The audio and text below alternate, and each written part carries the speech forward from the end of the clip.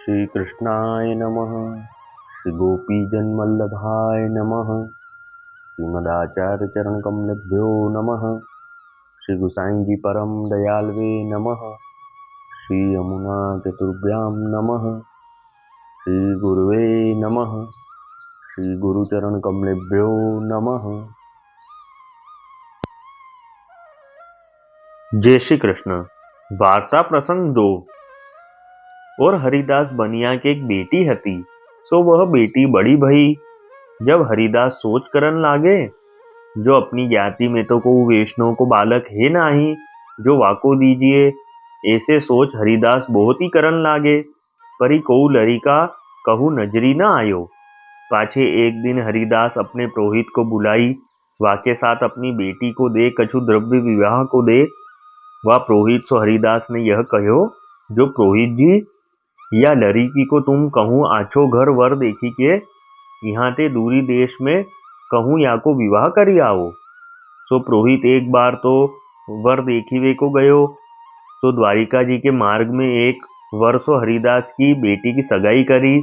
पाछे फिरी आई के यहाँ ते वा लड़की को संग ले जाई के वहां विवाह करी आयो। पाछे ये सब समाचार वह पुरोहित हरिदास सो कहो, जो अमू के गांव में अमू के बनिया के छोरा को तिहारी बेटी की सगाई करी, विवाह अच्छी भांति करी आयो हूँ। तब हरिदास पुरोहित के वचन सुन चुप करी रहे।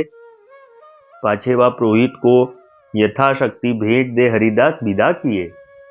वे हरिदास श्री गुसाई जी के ऐसे कृपा पात्र भगवदीय हैं।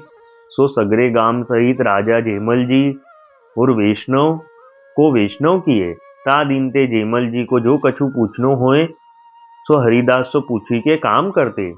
और राजा जेमल जी वा दिन ते हरिदास की बहुत कहानी मानी के डरपत रहे। तो वे हरिदास श्री गुसाई जी के ऐसे कृपा पात्र भगवदीय हते, ताते इनकी वार्ता कहाँ ताही कहिए।